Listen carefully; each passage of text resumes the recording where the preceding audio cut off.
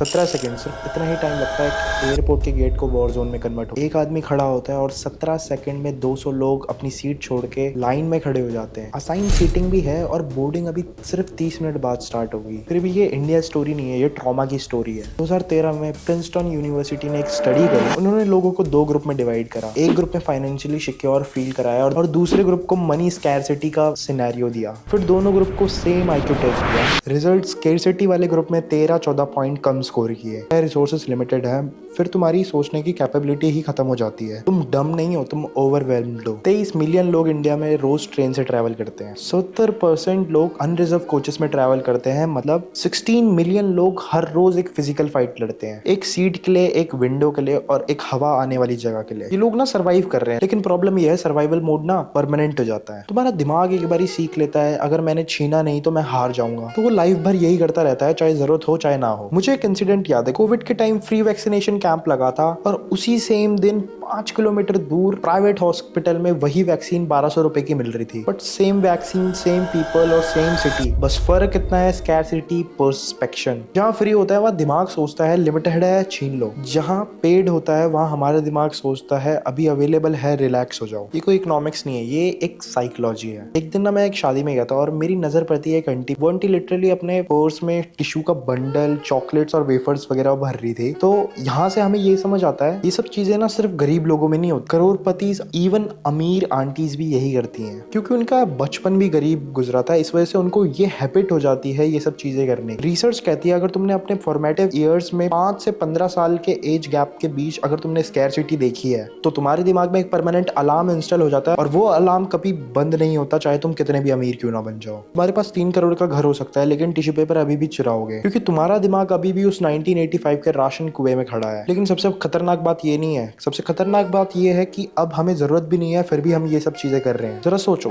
India 4th largest economy है, तुम्हारे पास phone में अनलिमिटेड डाटा है, तुम्हारे पास फूड डिलीवरी ऐप है और अमेजोन नेक्स्ट डे डिलीवरी करता है। तुम्हें किसी चीज के लिए लाइन में खड़े होने की जरूरत नहीं, फिर भी एयरपोर्ट पे रश करते हो और बफेट पे ज्यादा उठा लेते हो। ट्रैफिक में एक एक इंच के लिए लड़ते हो। बट ये सब क्यों है? क्योंकि तुम्हारा दिमाग अपडेट नहीं हुआ। तुम 2026 में तो जी रहे हो बट तुम्हारा फियर सेंटर अभी भी 1991 में ही अटका हुआ है। तब जब सिलेंडर के लिए वेट करना पड़ता था, फोन कनेक्शन लाने के लिए भी 2-2 साल लग जाते थे, जब कॉलेज में एक सीट के लिए 5 लाख बच्चे कॉम्पीट करते थे, तुम घोष से लड़ रहे हो। और ये कोई एयरपोर्ट क्यूज की बात नहीं है। इंडिया का हाउस होल्ड सेविंग रेट 30% है, प्लस अमेरिका का हाउस होल्ड सेविंग रेट 7% है। लोग कहते हैं इंडिया फाइनेंशियली स्मार्ट है, लेकिन ये गलत है। हम सेव इसलिए नहीं करते क्योंकि हम स्मार्ट है, हम सेव इसलिए करते हैं क्योंकि हम टेरिफाइड है। हमारे पेरेंट्स के पास 5 से 6 बैंक अकाउंट है, जस्ट इन केस क्या, न्यूक्लियर वॉर, ज़ॉम्बी एपोकलिप्स? नहीं, जस्ट इन केस वही डर सच हो जाए जो 30 साल पहले था। ये प्लानिंग नहीं है, ये PTSD है। और सबसे बड़ी ट्रेजेडी, ये डर तुम्हारे रिलेशनशिप्स को मार रहा है। स्कैरसिटी माइंडसेट में तुम्हारा दोस्त भी कॉम्पिटिशन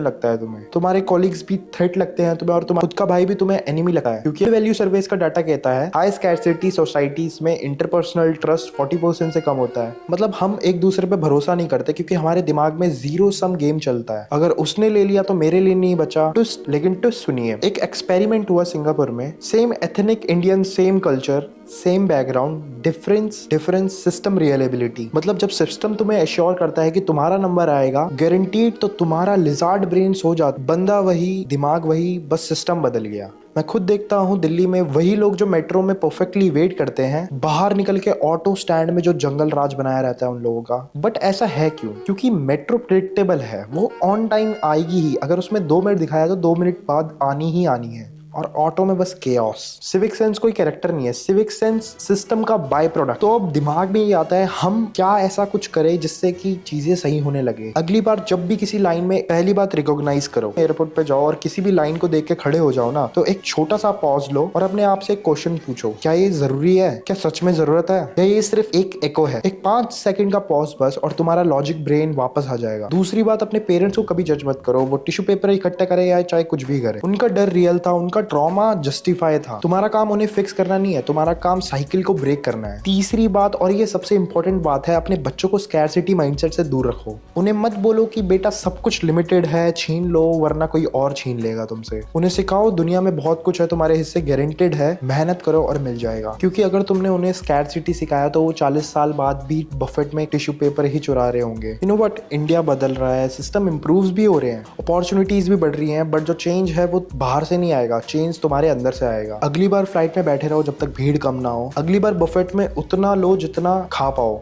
अगली बार ट्रैफिक के लिए एक इंच के लिए मत लड़ो और जितना हो सके अपने आसपास सफाई रखने की कोशिश करो। अपने दिमाग को सिग्नल भेजो मैं सेफ हूँ, वॉर खत्म हो गई, रिसोर्सेज सफिशिएंट है मेरे पास। असली फ्रीडम ये नहीं है कि तुम्हारे पास कितना है, असली फ्रीडम ये है कि तुम्हें छीनने की जरूरत नहीं पड़ती। मैं मिलता हूँ अगली वीडियो में। रिलैक्स करो, तुम्हारा हिस्सा गारंटेड है। अगर वीडियो अच्छी लगे तो लाइक और कमेंट में जरूर अपना ओपिनियन शेयर करना है मेरे साथ।